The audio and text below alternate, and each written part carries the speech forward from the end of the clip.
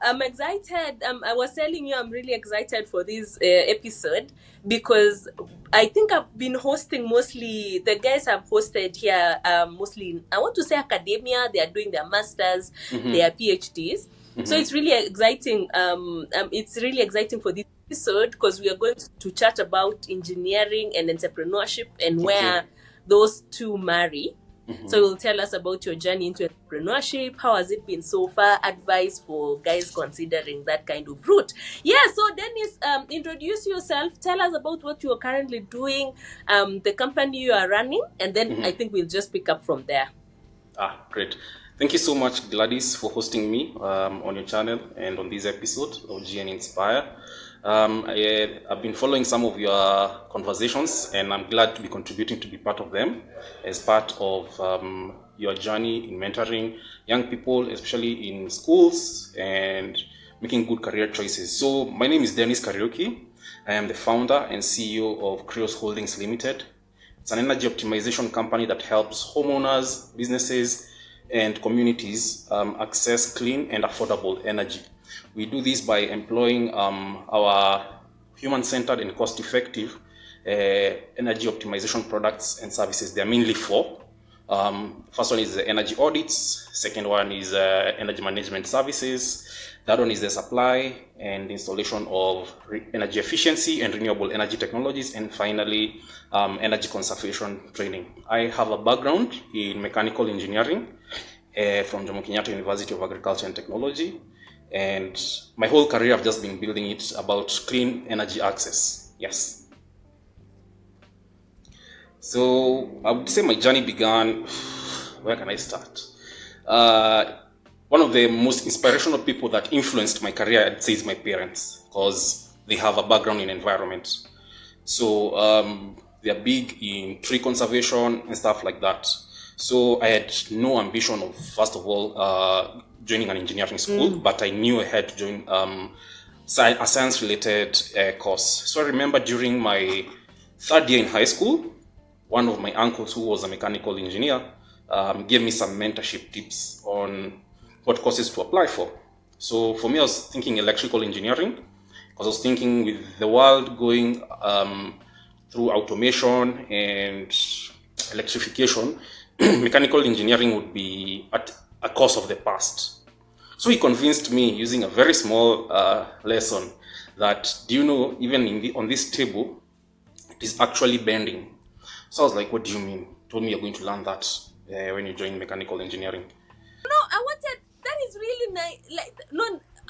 What is the word? That is really inspirational. Like barely out of campus, you said even in campus, you were already like tinkering with entrepreneurial ideas. So let me surprise you. And I think we should mention that we were classmates at some point in campus.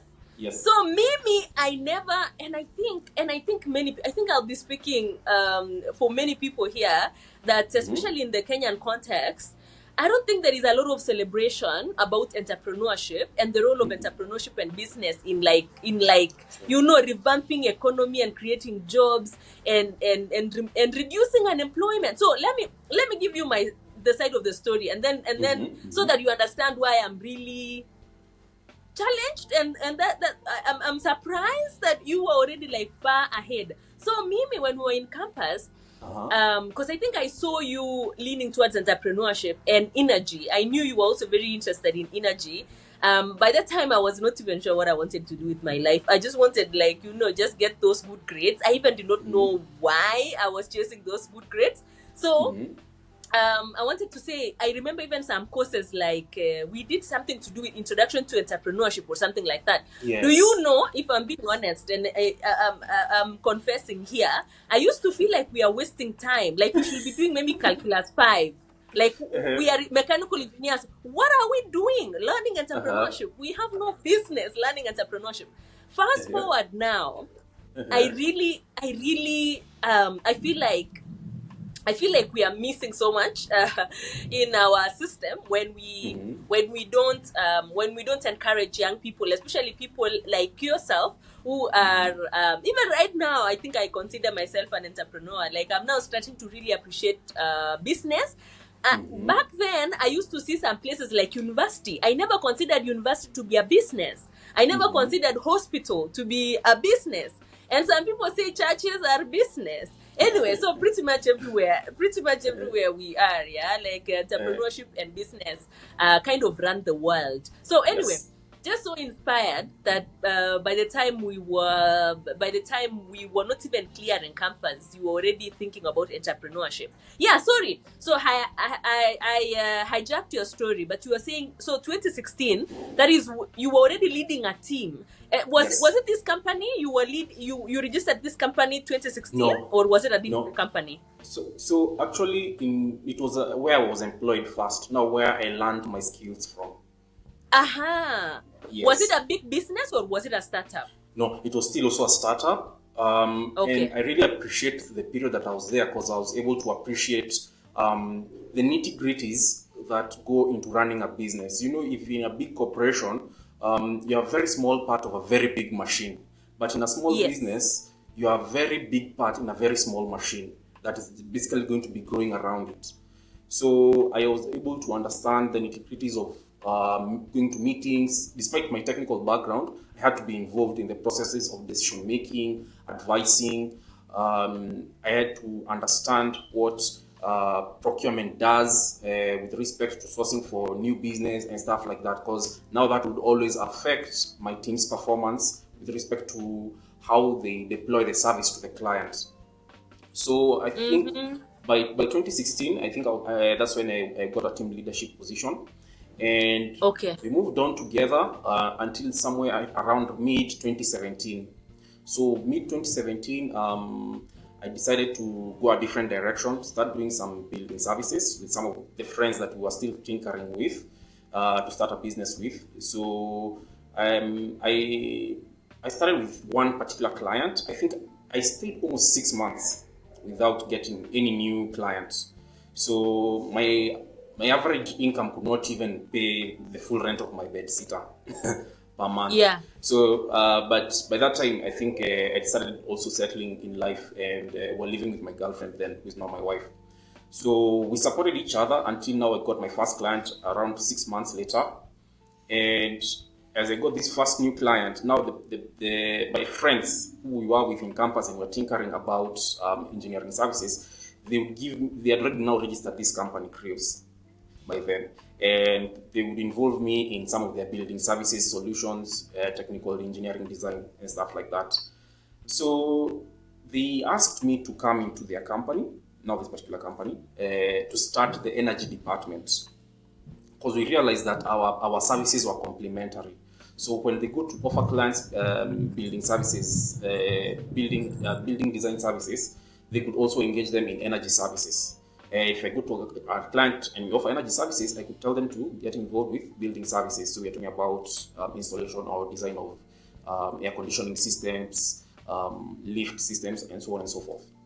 So yeah, in 2018, around thereabouts. Now that's when I joined them as a manager, and I told them then I will bring my whole portfolio of clients and grow the department with the promise that I will get buy-in into the company. So I would go to a lot of programs to learn about entrepreneurship, how to run a business from the ground up, how to be compliant with all the statutory documentation, how to pitch, how to write presentations, how to summarize business plans within 3 minutes, stuff like that. So with time, I think now in 2019, business was so good, like we would match each other's energy. We were 3 of us.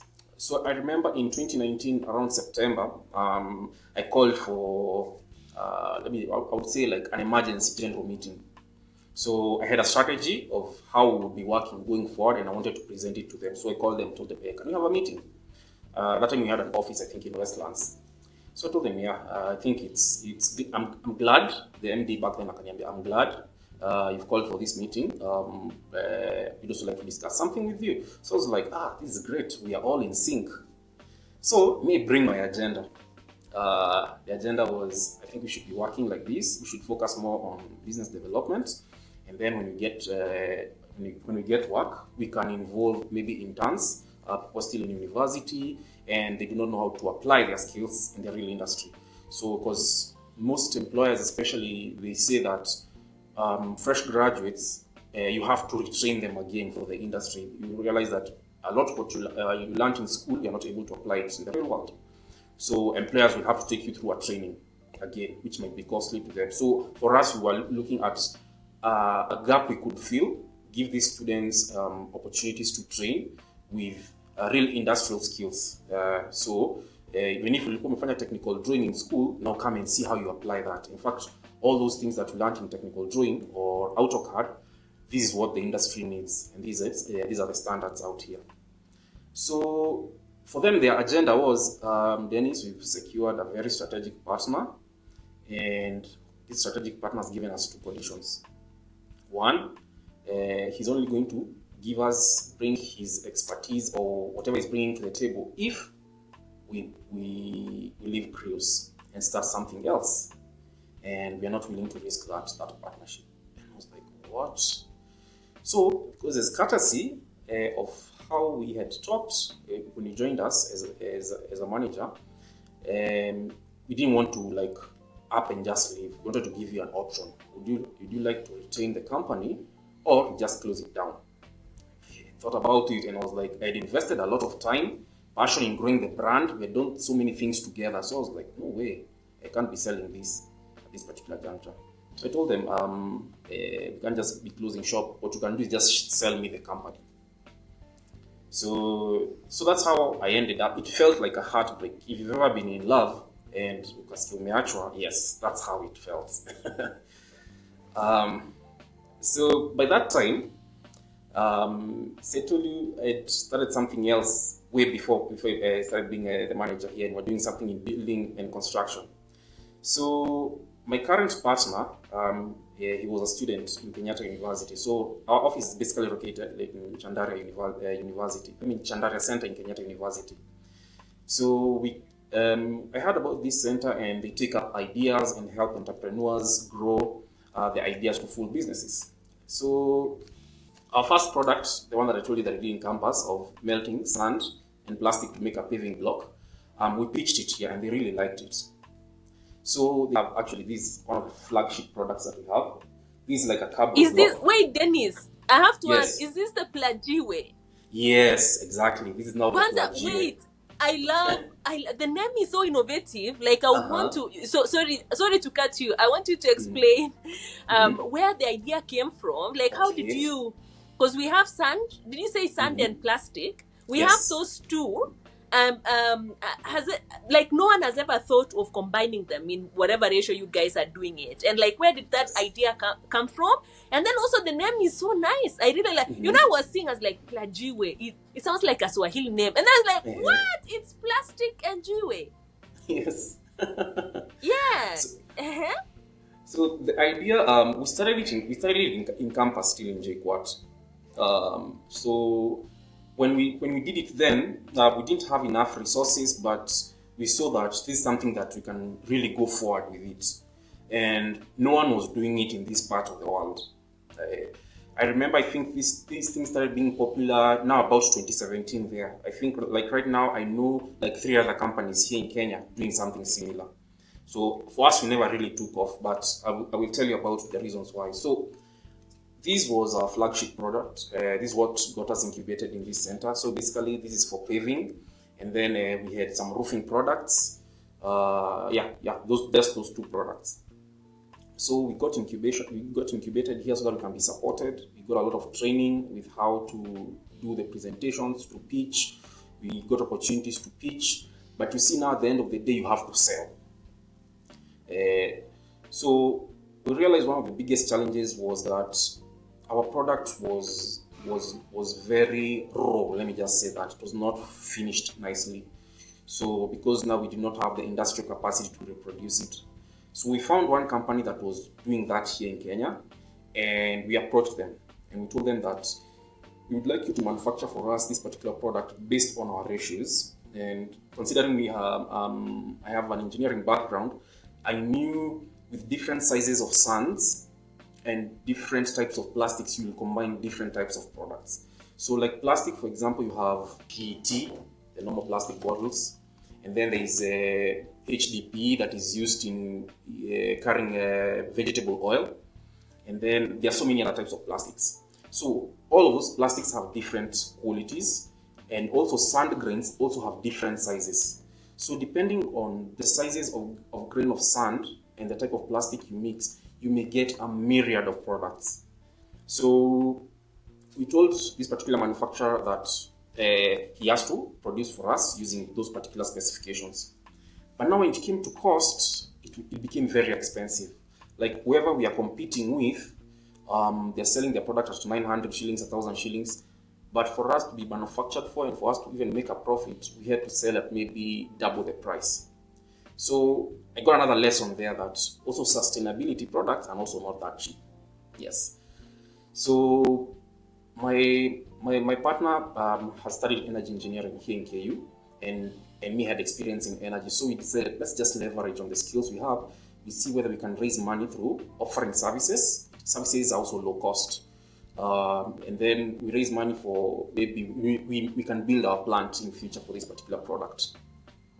So we approached this particular manufacturer for a partnership. We told him that we are going to do energy efficiency and renewable energy for you, but you have to subsidize our production cost. Because also we're going to be reducing your energy consumption cost, because energy was the biggest cost driver of reproducing this particular product. Sand isn't that expensive, plastic is almost free because it's waste. But the cost of energy that goes into making this product is way high. So he didn't accept our terms, so we decided just to shelf the product. And now we started offering energy services. So after our business breakup with my former partners, I came back to the Chandaria Center where we had been incubated, talked to the director, told them about my situation, and I requested for an office space. So that's how we ended up having an office in this particular center.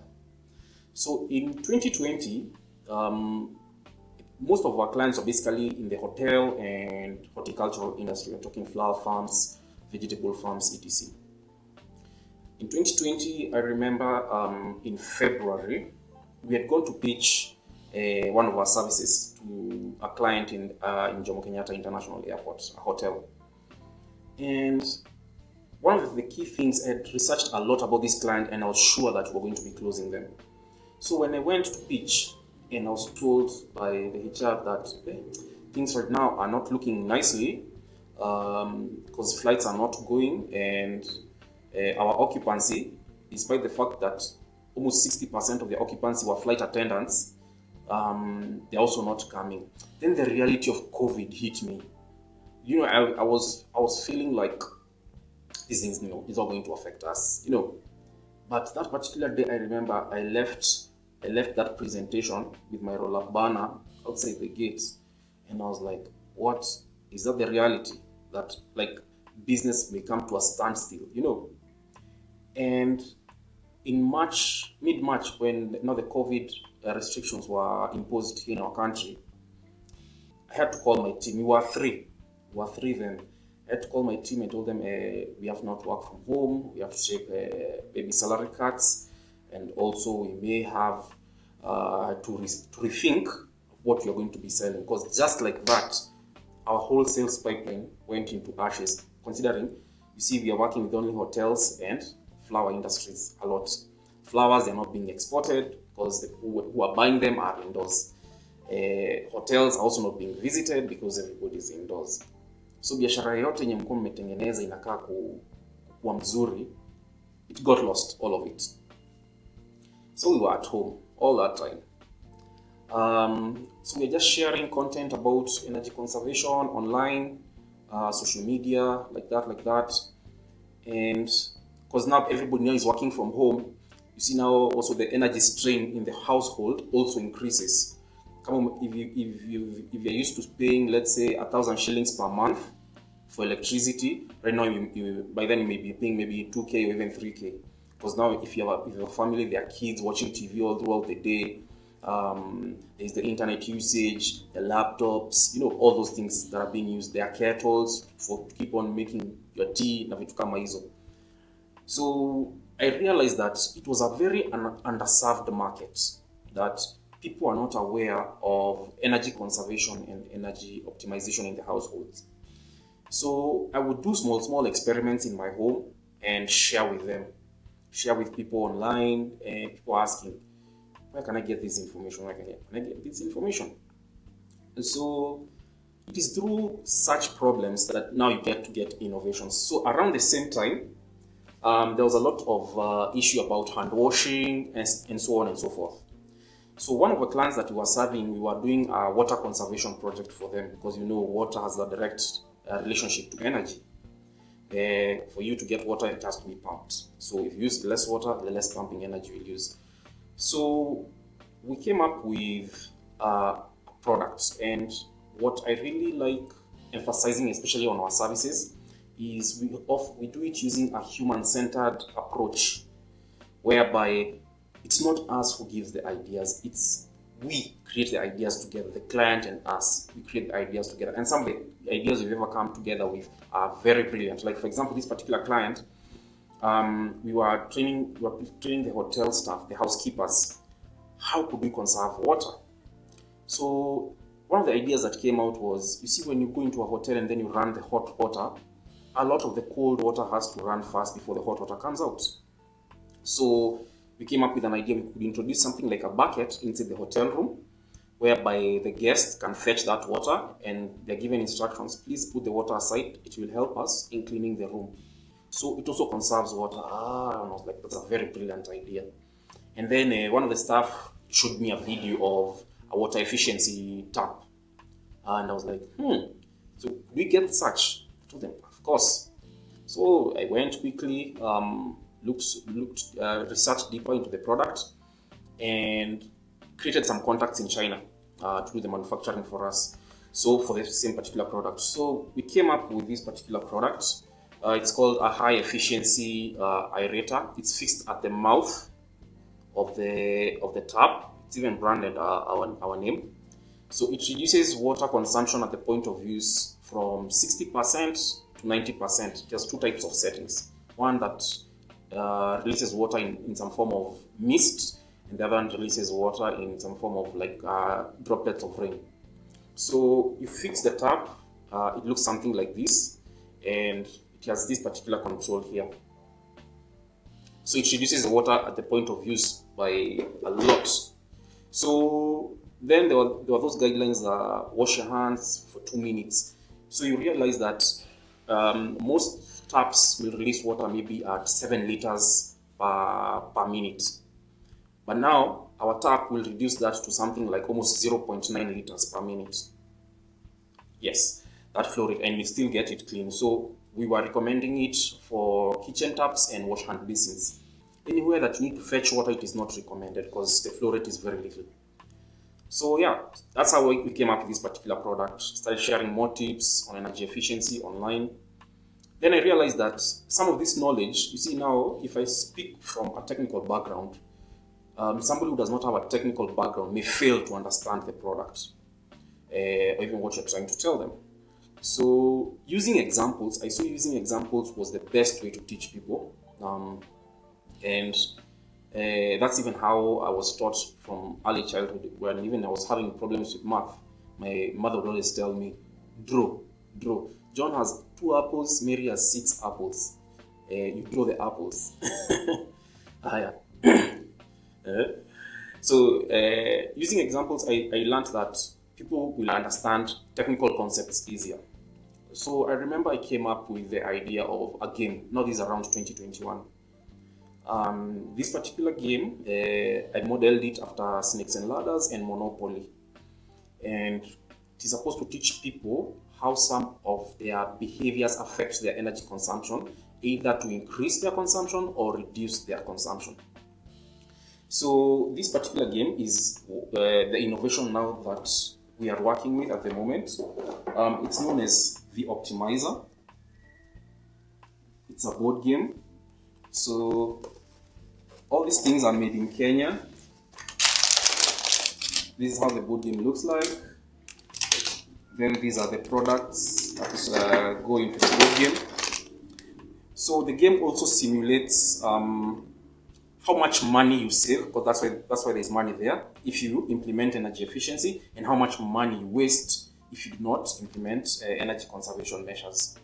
So there is the green card and the red card. The green card has information about some of the things you could be doing in your own house that makes you save energy, and the red card has some of the information that could make you waste energy in the house. And then it has a number there like $5 or $10 saved or $5 wasted. So for example, I'll use a practical example, like let's say like right now, I'm sure you're taking a lot of hot beverages, right? Ideally, you will go to your kettle, boil water, pour it in your cup, then you come and sip and sip and sip. Then maybe you'll need more, maybe an hour or two later, but the water has gone cold. So you may go back to the kettle, reheat the water again. So in this particular information inside the cards, you'll see something like you like reheating your hot water to make your 10 o'clock tea. You waste $5. But in the green card, you'll see something like you buy a vacuum flask to store your hot water, so that whenever you need hot water on demand, you just pour it from the vacuum flask. So some things, because the first things people think about when energy bills are high is let's go solar. But the small things you could be doing in your house that could lead to a reduction in energy consumption. So in my house, when I was running those experiments, I was doing like 3 units a day. As of today, I don't think, the lowest I've ever gone is 1.8 units a day. But as of today, I don't think I do anything less than 2 units, also because our household has grown a little bit. But yes, I can never go to beyond 2 units a day for electricity consumption. So I also take advantage of things like tariffs. The lower I consume, the cheaper my electricity, and so on and so forth. So all that knowledge is inside the game. It comes both as a board game and a mobile application. My background shows the mobile application, how it's played. Mm-hmm. So sorry, what's the name? What's the name on Play Store? The name on Play Store is called the Optimizer, but it may fail to come as the first search because it's still under test. So I have to send you like a link to take you directly. Okay. Okay. So What we'll do, you will give me you will share with me the link, and then I'll put it in the description box. And for guys who want to try it, they can try it out. And the physical board, if they want to buy, where do they get the board? The boards are available in our office in Entrepreneurial Center. You just need to place an order online. Our numbers are there. Okay. WhatsApp is the best model of communication to request for your orders. We are very keen, especially on sharing the board game with high school and upper primary school students, so they can learn more. And I'll give you an example. When we launched this particular board game last year, we engaged some 4-year-olds from Kenyatta University Primary School, and they were as young as 9. So after the game, they give you feedback like, now I know why mom has to cool the food before putting it in the refrigerator. You see, so they start understanding concepts. It's not because it's a culture, but it's good it is a culture, but they also understand the technical reason behind it. That if you put hot food in the refrigerator, your refrigerator is going to work extra harder to cool it. Yes. So even some of the products that we sell have been informed using the board game. So somebody will play the game and they'll be like, what is this high efficiency I rate? I'm glad you asked. I show them an example, and we're also able to increase our product sales through the same board game. So it creates training cheaper and simpler for everybody. So that has been our journey, and because of this particular innovative product that we came up with, we were able to recover from the COVID tragedy. Slowly, I think by 2022, our revenues were pre-COVID levels. And by 2023, we had doubled our revenue from 2022, and 2024, we are still on track on doubling it. And this is just from offering services in one particular customer segment that was highly underserved over the years. Yeah. So that has been our journey. It has been momentous. It has had its ups and a lot of downs. That one I would not tell anybody that it's easy. We are still on that particular road. And anybody who is watching this, there's one particular saying that says, fortune favors the bold. So if it's looking for a job or it's starting a business, they're all hard. You just have to choose your own hard. So for me, I chose the hard of starting a business. Oh, definitely. Hey, Dennis, thank you so much for giving us that summary. So many follow-up questions. The one that the first one, let's start with the cost of buying that optimizer board. How much is it? So the optimizer board game goes for like 2K at the moment, but it's very rudimentary. So we are looking to improve because we also had to get it easily distributed. So for it to get easily distributed, we have to work with some bookshops, for example, like Textbook Center, and they have a certain standard of quality. So whatever I just showed you might be different in future. Even the prices might be different because this particular quality of board is not done here in Kenya. So we are looking at external service providers just to do for us the board itself. Otherwise, everything else, the cards, the currency, the game pieces, we are doing them all locally. In fact, even the game pieces, we do them here in KU through 3D printing technology. Definitely. So before I even ask more follow-up questions, I just want to commend you for the engineering innovation that you've shown like over and over. And I think one thing that I'm new in this entrepreneurship thing, but one thing that I've had a lot people talking about or praising or asking people to develop as early as possible is the resilience and the ability to pivot. Before you lose hope, like just keep pivoting, and then you never know where that ends. And from your story, I can just see like resilience and always. And I like the fact that you said all your innovations are human centered. I like that you just see something that we think it's simple, quote unquote, like how can we you're using the engineering principles, like how can we optimize, how can we reduce, and then from there you build a solution. Yes. Really commendable. And how I wish I don't know. So another question another opinion I want to get from you, and picking up from what we had discussed earlier, do you think the entrepreneurs, or especially young people out of school, and their brains are boiling with amazing engineering innovations or just general entrepreneurial ideas, do you think there is enough support, and what can I don't know. I don't want to say government. Government can. It's like a very delicate and long process to loop in the government. But like, do you think there is enough support, and what can be done to I don't know. Is it support and encourage young people to try entrepreneurship? I would say I would answer that question both yes and no. I will start with the no part. You look at especially our internal systems. Internal systems, I'm talking about the family you come from, the communities you come from. How do they visualize things to do with entrepreneurship? So you may think that, yes, you're boiling with an idea, but you've not really thought through about it. So when you share something like that, maybe to your parent, they're like, hey, you start thinking of quitting school. And all those glorious, glamorous stories of successful entrepreneurs, most of them at Waliacha Shule. What they don't consider or visualize is this person dropped out of Harvard. They did not drop out of some university in Kenya. We are so many of us in these universities. The number of people who are joining Harvard are very little, or MIT. And number two, you also don't know the background of their families. I read this book called Outliers, and it really demystified the whole journey of entrepreneurship. And I learned that most of the stories that are shared is just 1%. 99% are of the failures, and those shares are never shared.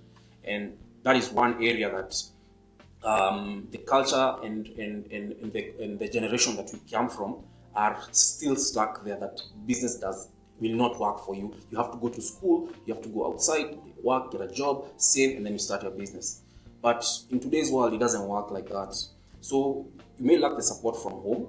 I'll give you an example later of like it took years for my father to accept that I am in this.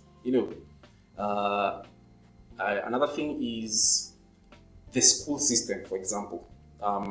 They may not encourage the R&D aspect. and especially institutions of higher learning. That is where I think they should be really strong in not delivering not tuition to students, but research and development. I remember in JKUAT, when I learned about the JKUAT Industrial Park, I was so inspired, to be honest. Like I knew that even after school, I could come and develop my idea further. There's this whole institution that is being set up for this particular aspect. But when I left and started employment, and before even I pitched my idea here in Chandra Center, I was even skeptical about coming to this center since I'm not from KU, and I'd always thought that priority is given to KU students. So my partner can know anybody can come, but there is 30%. The slots are given to KU students. They're encouraged to apply, but the rest is for everybody else. In fact, all the incubation centers, I've been to like 3 incubation centers within Nairobi, and I'd say this one in KU is the one that has given the most support to most successful enterprises, because they let you walk the journey. They know you will make mistakes. The only thing is that you learn from them. So such institutions and centers, now that's where you get the support from. Like-minded individuals, that's where you get the support from. The government itself also is giving a lot of support in it. I've participated in pitching sessions with organizations like, what is it called? It's called Net Fund. No, not Net Fund, Kenya National Innovation Agency. That is a whole arm that is just dedicated to innovations for people all over the country, young and old.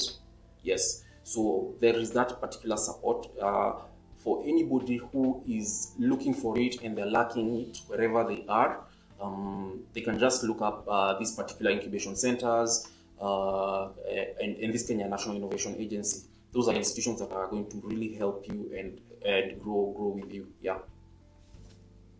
Okay, so it looks like there is already some kind of support for someone considering this kind of journey. Okay, yes. That is good to know. That is good to know. Now, talking of challenges, I want you to share one low moment or like serious failure or like you planned this thing. I know from your story you had shared a few, but just to get comfort and solace for entrepreneurs out there.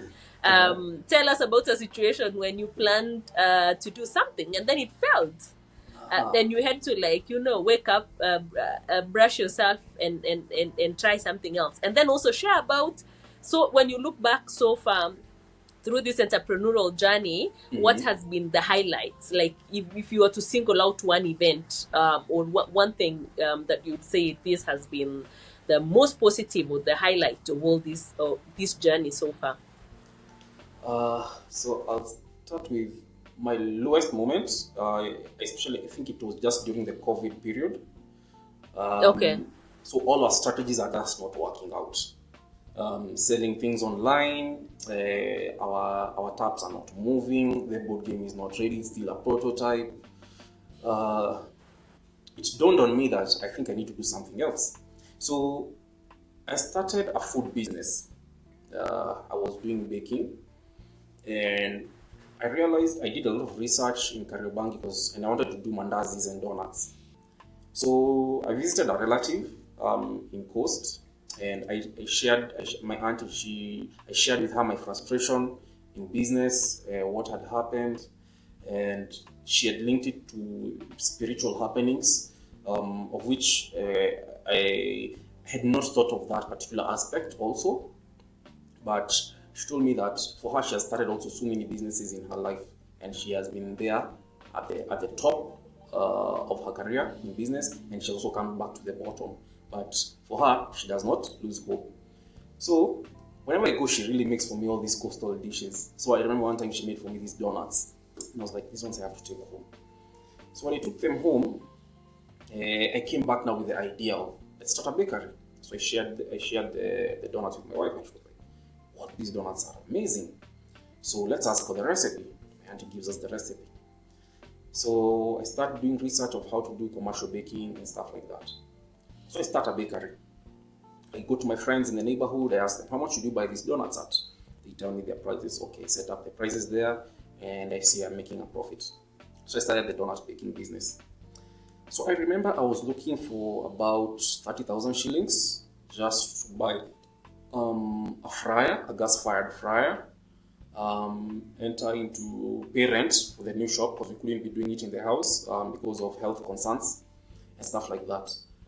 So I tried to raise funds from relatives, and I remember one point I was told that, hey, Dennis, this is beneath you. You are a whole graduate and you're selling mandazi like a class 8 dropout. I think that was one of my lowest moments, because I had so much. I've gone through so many entrepreneurship trainings, a lot, and I know even the simplest business can really take you out of something. And I felt like, in street language, ni kama you've pissed on my hustle. No, umekojolea kazi yangu. So, and because I knew this small business was keeping lights in our house on, this small business was giving us fare to go to work. My wife could have fare to go to work, provide food in the house. So I was trying to wonder, why are you speaking ill of my business like that? So I ran that bakery for like 2 years before I closed it. Now the energy business started picking up, and when I tried to delegate, it was just plundered. So that particular feedback, I think I would say, was my lowest moment, because I was still at my lowest. Now I'm doing a job that does not look like my social class and stuff like that, with my education and my background. So for me, I would say that was one of my lowest moments, and I'm trying to revive my other business on energy. But the biggest highlight was, I think, in 2019 when I joined the first team, the founders of this particular company, and I brought in a client who is still our client till today. Since 2019, now we're in 2024. This particular client, I always appreciate them a lot, because they're the ones who kept the lights in this business on. No matter how dim it was, they always gave me that everything is not lost. That vibe, that everything is not lost. You will still come back, but we have an arrangement with you. I've loved your services. I'm not going to go away with you. The worst we will do is, because of our relationship, our prolonged relationship, maybe offer us a discount, which I agreed. Yes, and I would say that has been the biggest highlight in my whole journey in entrepreneurship. Just being able to retain a client. I learned that it is cheaper to retain a client than getting a new one, because you will always sell more products and services to the retained client as long as they see value in it. We don't have a huge client base, but the few that we have, they really impact the revenue generation of our business, and also more access to clean and affordable energy. Yeah. And I feel like part of our mission with respect to climate action na hizo vitu zingine zote. Yes. Yeah. No, certainly. And thank you for sharing. And I know a little bit of your story from what we had shared.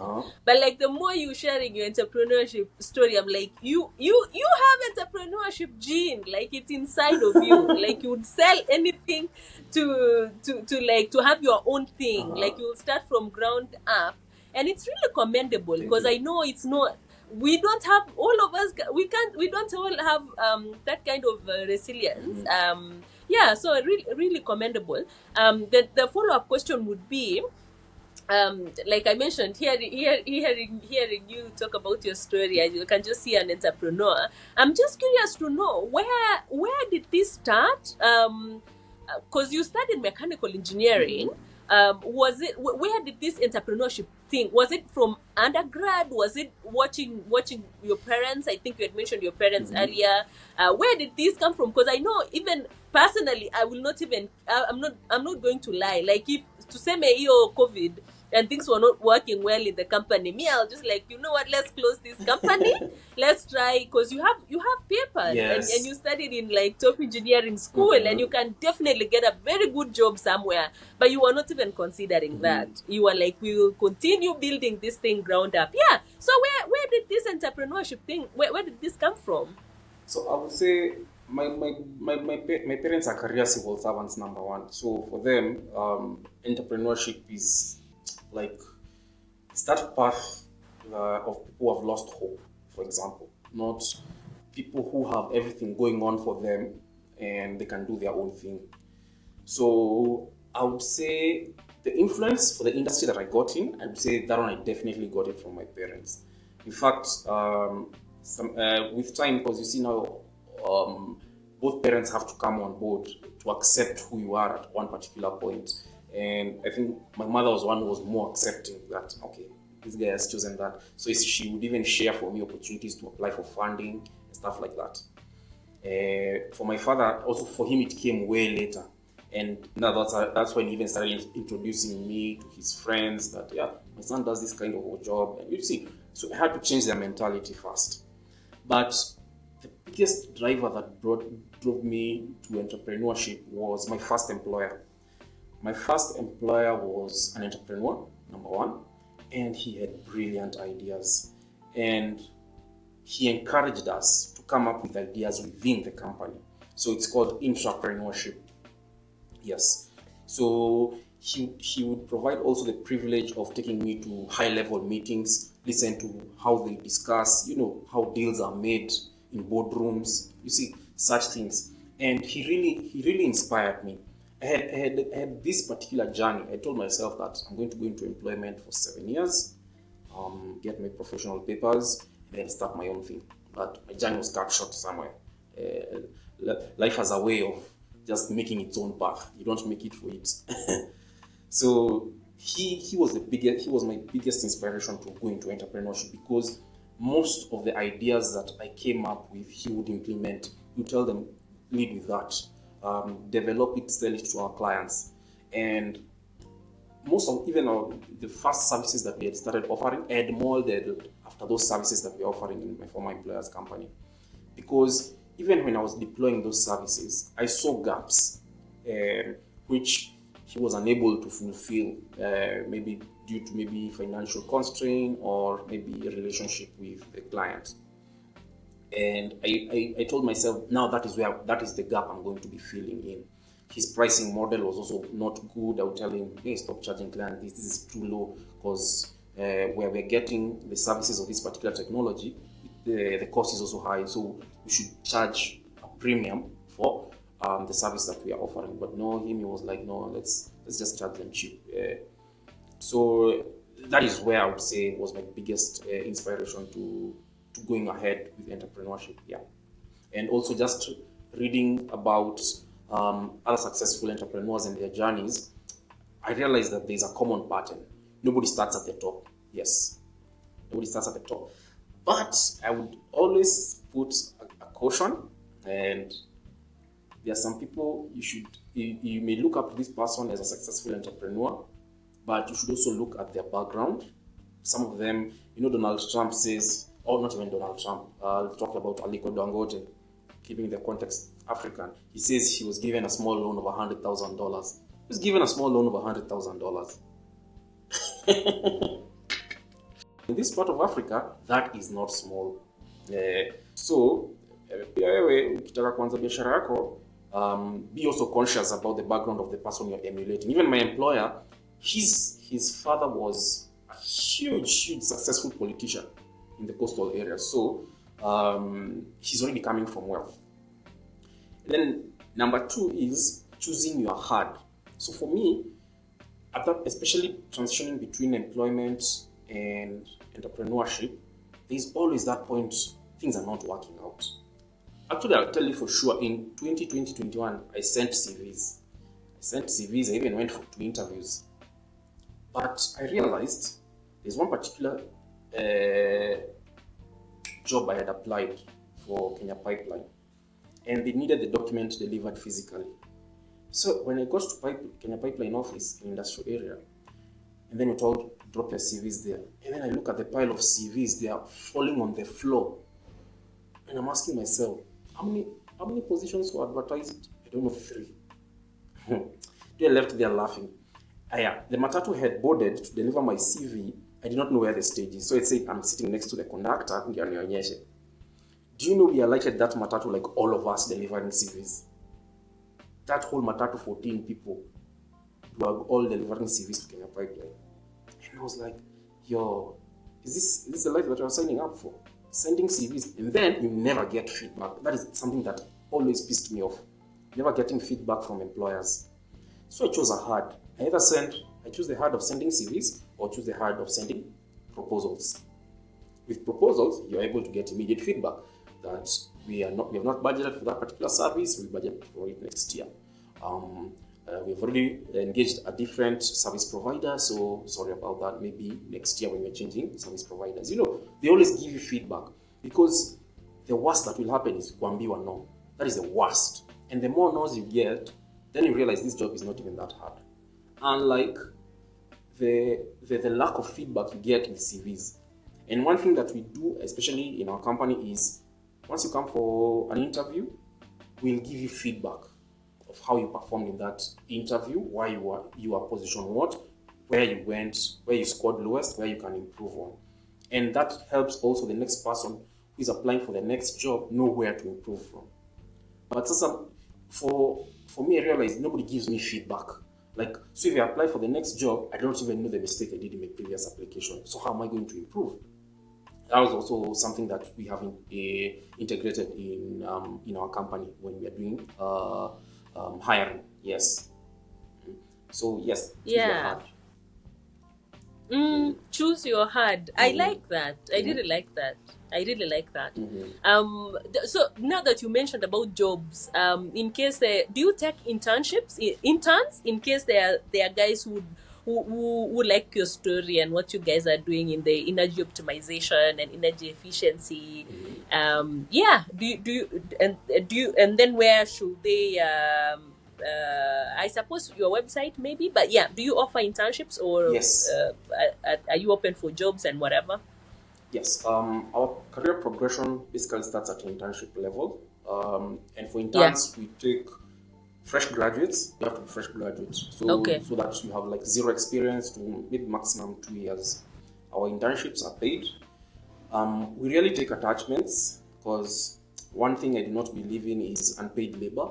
So because we may lack the budget for paying attaches, but if it's solely for academic purposes, we will engage you and we'll also give you work. We'll give you experience, but we'll not pay you. So I will say for opportunities, especially for internships, we do a very close-knit advertising. And I learned this the hard way. This is because I remember we advertised for an internship position around 2021, 2022 there, through websites and social media, and we got too many CVs. You don't have the capacity to read them. You're competing. The competition was students who are at home but not yet cleared school, students who are outside, or graduates who are outside who lost their jobs or are looking for jobs. So you find that sieving through hundreds or even thousands of CVs to get quality is hard. So we recruit through universities basically. I will talk to my friends in JQuat, my friends in UON, my friends in KU, and tell them there's this opportunity, please share it in your network for people to apply. So you get very few CVs, high quality.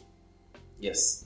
So when you are reviewing them, you're able to tell, okay, we have shortlisted maybe 3 or 4 people. The position is just one, maybe, and these are the people that you're going to be dealing with. Yeah.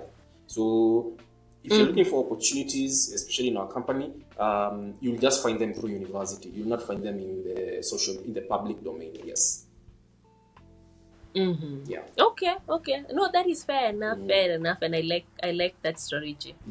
So as we end, I want you to actually maybe before even we end, how big are you now? What is the team number? The company is Creos. You will tell us. I think I was checking. It means something. It has something with optimization. It feels like it's an abbreviation. It normally looks like an abbreviation. But our slogan looks like an abbreviation: create, optimize, sustain. But yes, but it's not the Creos. Okay. Yes, but it's not the actually Creos has some I don't know if it's Greek or Latin origins to mean creativity. Yes. Yes. What? All right, I like the dual meaning because I saw the slogan and I was like, it feels like it's create, CR, optimize, creos, and then what did you say S is for? Sustain. Yes, but it's good to know it has another meaning. Yeah. Okay, so at Creos, how big is your team at the moment, and what is your ambition for the next few years? And then you said you are the founder. Do you have another? You mentioned your co-founder. So are you two co-founders? Yes. Okay. So at the moment, we really downsized after the protests in June. But things are looking up, and we are looking to recreate our team again. Before then, we were a team of 6. Okay. 4 full-time, 2 part-time. But now we are now just 2 full-time. We're now just 2 full-time, me and my co-founder. For us, our growth is basically, my biggest ambition is to indoctrinate a culture of energy optimization from a very low level of life. Kids have growing up with the mentality of not wasting, having aligned yourselves with the sustainability development goals of sustainable cities, climate action, and access to clean and affordable energy. Actually, in fact, our theme for this particular season of our journey is actually energy independence. That is the one thing that we're really preaching, that we're telling people energy consumption is actually something that you can take your hands on. Yes, you don't have to wait for somebody to dictate a price of energy for you, to dictate the kind of energy that you need to use. As long as it's clean and it's affordable, you can get it. Anybody can get it, even your own child. Heck, I remember my oldest, when she was 2, she would know when we go to sleep, we switch off the TV at the socket. So I tell her, go and switch off the TV, she goes to the socket. Very few people do that. You see, so if you start indoctrinating that culture early, they will grow up with people who are not wasteful. They'll grow up to be people who are conscious about the resources that are available. And one of the key resources in this particular planet of ours is energy. Energy will drive everything else. Energy will provide water, energy will provide food, energy will provide good healthcare, energy will provide good housing structures, and so on and so forth. So if people are more conscious about that, I think I would have played, or we as a company would have played our small role in making the world a better place. One child, one school, one home, one company, one community at a time. Yeah. Yeah. No, definitely.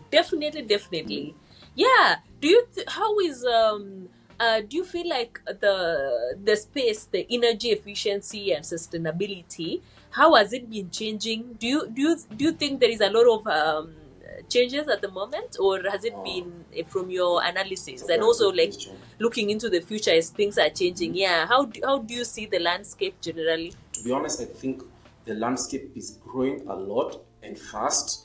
My time in JQuat, there was no course on energy, but right now I think there's a renewable energy undergraduate program, right? So that is one area showing that academia has taken up this particular aspect of training people. Number 2, there are also a lot of young people who are getting into this space. If you look even at how it is spreading also into something like transport with electric mobility, there will come a time when energy efficiency in transportation will have to be something that is highly considered. The unfortunate part is a lot of people go to the energy source rather than what is driving the energy consumption to mitigate against their energy consumption needs. That's why in homes, just think solar. Now in cars, we're now thinking electric vehicles. But at the end of the day, it is how you drive your vehicle. It is how you maintain your vehicle that is going to make your vehicle more fuel efficient. So also in buildings, technicians who are doing things like air conditioning, they have to have that knowledge of energy efficiency. So this space will be growing fast and fast, especially now that it's majority of the people getting into the space are younger. Like my mentors are basically also going into retirement age. If you look at our age gaps, it's something like 20-30 years. By but the poor behind me and are coming fast. They're not so behind me. They're like 5-7 years younger than me. You see, so it shows that there's going to be a huge pool of energy efficiency experts in the whole industry, and I'm telling more young people to come into that space. Opportunities are very many, very, very many. Yes. Okay. And as we wind up, I want you to look back to when we cleared Shule. Almost, oh gosh, it's been a decade. Almost a decade. Yes. A decade has gone by. Yeah.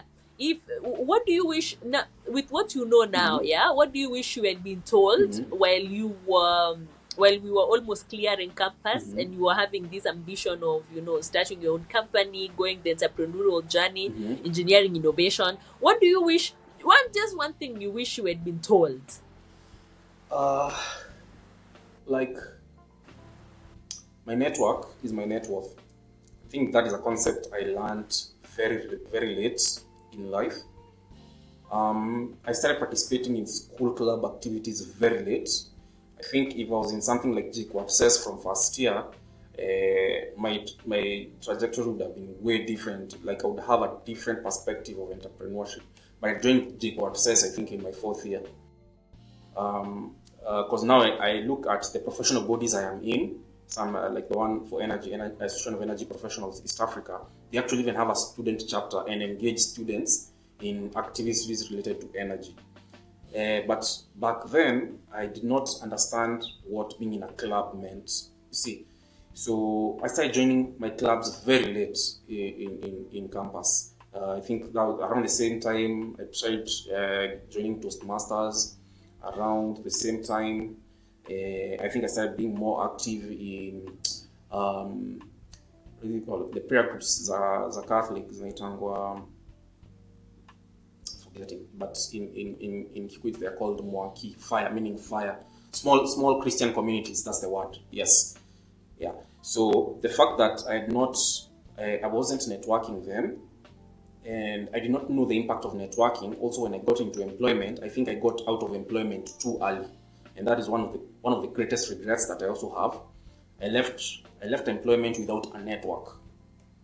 Yes. So even everybody around me, you see, it's our classmates. So even I can't leverage on their networks also, because also them, they're just starting their careers. So with time now, I think especially like 4-5 years in, now that's when you realize the value of a network. So it's good you start, for every student, just start networking early, participate in social activities, be it sports, be it clubs, anything. Just participate there. Yeah, you will learn a lot. You'll get even to travel and to come easy. Yeah. You know what? It's so interesting. How many people have mentioned something along the lines of your network is your network. Someone was saying opportunity is with people, and yeah, it's very interesting. I 100% relate, 100% support.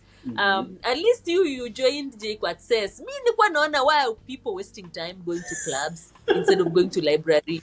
Even the sports that I used to go, ilikuwa to like go, you train. If it's not necessary you talk with anybody. The only time I was talking with people because I was elected a leader. Otherwise, I really never saw the need to like intentionally connect with people. And like you mentioned, it's just right now that I'm like, God, I think personally I also wasted a lot of opportunity with that regard. And now I wish when my nephew was going to uni, I told him, whatever you graduate with, I don't care. Just make sure that you come with a huge phone book with like contacts from people from Northeastern, from people different from your tribe, people different from your religion. Yes. Like just ukiwa mesa, I was telling him ukiwa mesa zile muna queue. Toa earphones na uongeleshe mtu wako hapo nyuma yako. Like, hi, which course are you doing? Like, yeah. Anyway, I wish if I was to go back to JQuat, I'll reduce the number of times I go to library. Okay. Maybe it'll reduce kidogo and then like increase intentional networking. Like ujitupe tu kwa clubs and then get to know people. Because even literally, like even with this interview, right? We met in Tao sometimes back. And it was just like, who is around? And then I was like, okay, let me chat with Dennis. And you're like, oh yes, I'm around. Let's meet up for coffee. And look at now what we are doing, Yes. the episode, and I'm sure a lot of collaboration. And I was like, I wish like we had intentionally done like more that can network. Yeah, but I 100% agree with you. So I wish my audience, the guys in uni, you now know. So intentionally break out of your cocoon and Yes. join those clubs and network with people. They give you opportunities that you would never even have thought. I'm part of a network. Let me sorry for adding this, but I'm part of another network called Young African Leaders Initiative, YALI. And yes, talk about YALI. I forgot. so myself, I'm a YALI alumni, and I remember I think I joined their program in 2018. So when I joined their program, a friend of mine introduced me to them. He told me, come and invite you for an event. Listen, I'm going to put this, come and invite you to an event. And some of this event was a department event, who's a GNLD products. Yeah. So I was like, okay, where is this event? The event is at the US Embassy. I might not come, but I want you to go. Okay, so let me just go. So I go there. I meet a group of young people learning about this particular program called YALI. Then the person asks, how many know about YALI? It's like I was the only one who had not raised my hand up. I was like, which is this prestigious program like this? Everybody knows about it, they want to join. Unasikia mtu ameapply YALI like 4 times hajaichukuliwa. So I was like, okay, let me just try it out.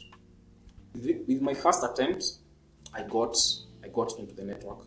I went through the journey, the leadership training on entrepreneurship. Because like I said, every year I think I do like 2 programs learning about entrepreneurship, be it accelerators program, be it leadership programs. But every year I have to participate in 1 or 2. And that's how I've been able to also grow my skills. So getting into that yearly program, and it takes people as young as who are also in uni. You can just decide, you apply, you're from university, you come here, you meet with other young people from 14 different countries. One of them will be your nephew.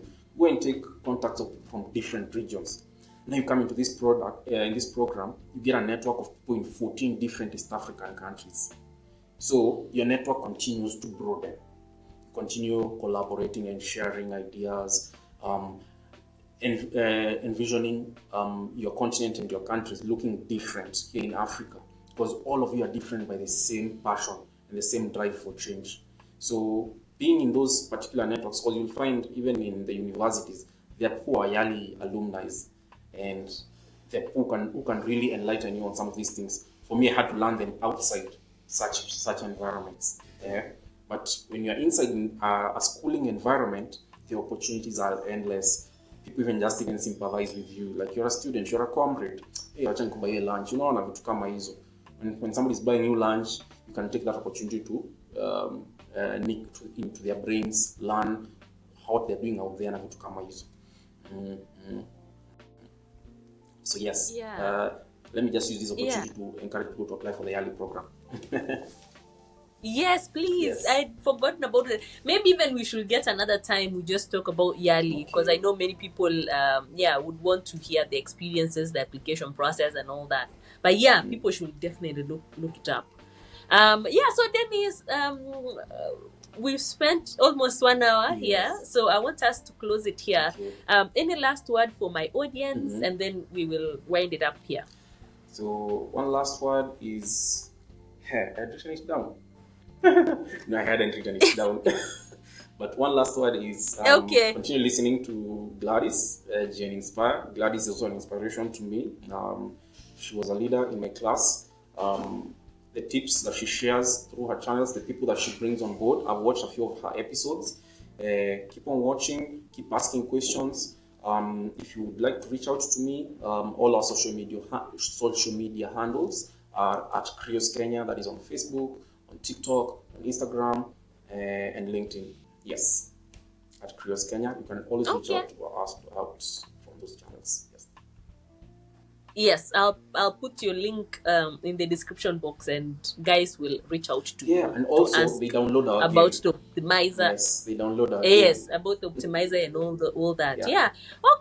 Okay, Dennis, thank you so much for creating time. An entrepreneur to give you 1 hour, that is a lot. That is a big deal. So I appreciate your 1 hour. Thank you so much. Thank you Gladys, so too. much. Yeah, thank you too, Gladys, Okay. and all the best. Looking forward to the outcome. All right.